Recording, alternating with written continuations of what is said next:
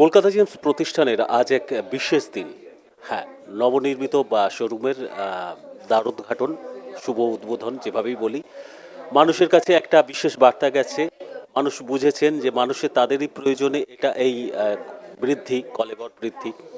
আর মানুষও স্বতঃস্ফূর্তভাবে এসছেন, অন্তত সন্তুষ্ট গ্রাহকরা এসছেন, এখনো এসে চলেছেন। দিনের আলো শেষে রাতের অন্ধকার নেমে এসেছে অনেকক্ষণ আগেই। এখনো মানুষ কিন্তু যাতায়াত লেগেই আছে। আমার সঙ্গে এই মুহূর্তে এসছেন একজন বিশেষ মানুষ। তার সঙ্গে পরিচিত হয়ে জানতে চাইবো আপনার পরিচয়টা আগে একটু। আমি ডক্টর এ কে রয়।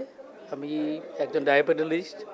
আমি থাকি রুবি বিমানতার কাছে, ওখানে ফ্ল্যাটে থাকি। বেশ, আপনি ফিশিং এরিয়া হচ্ছে ঠাকুরপুকুর। আমার এখানে অনেক দিনের সঙ্গে পরিচয় ইমতিয়াজের সঙ্গে। কিভাবে পরিচয়টা হলো সেটা প্রথমে। পরিচয় অ্যাকচুয়ালি আমার সিস্টার ইন ল জাপান থাকে, হ্যাঁ, তার থ্রুতেই ইমতিয়াজের অনেক পরিচয় হয়েছিল। তো ওই বলেছিল একবার এখানে আসতে।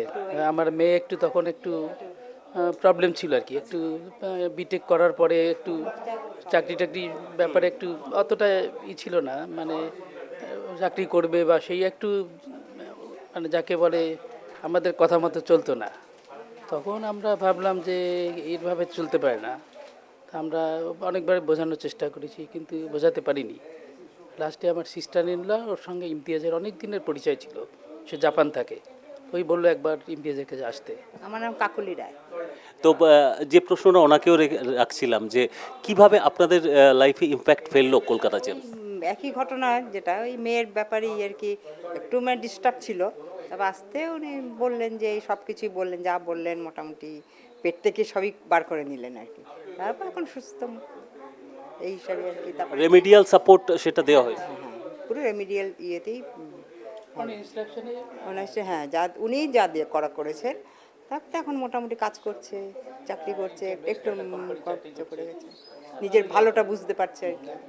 তবে ছেলের ব্যাপারেও যোগাযোগ করেছে, রিসেন্টও ছেলের ব্যাপারে যোগাযোগ করে গেছি, বলেছেন দেখা যাক। আমি এইসবে খুব একটা বিশ্বাস করতাম না আর কি, এখানে এসে বিশ্বাস করছি, যার জন্য আর কেন আমি অন্য জায়গায় যাবো, যেখানে এখানে পেয়ে গেছে ফলটা, ওই জন্য আর কোথাও যাওয়ার প্রয়োজন মনে করিনি। অর্থাৎ একটা কথা কিন্তু, যে বিশ্বাসটা পূর্ণমাত্রায় প্রথম থেকে না থাকলেও যোগাযোগ হওয়ার পরবর্তী সময়ে বিশ্বাসটা এরকম দৃঢ় মজবুত হয়েছে, এবং একটা ব্যবসায়িক প্রতিষ্ঠানের সঙ্গে পারিবারিক সম্পর্ক এরকম তৈরি হয়ে যাওয়াটা, এটা খুব একটা স্বাভাবিক হয়তো সর্বক্ষেত্রে নয়। কিন্তু কলকাতা জেমস সেই প্রতিষ্ঠান বলা যেতেই পারে যাদের সঙ্গে প্রত্যেকটা গ্রাহকের, যারা অন্তত সন্তুষ্ট গ্রাহক, যারা বারে বারে ঘুরে ফিরে আসেন, তাদের সঙ্গে এই রকম একটা অ্যাটাচমেন্ট তৈরি হয়েই যায়।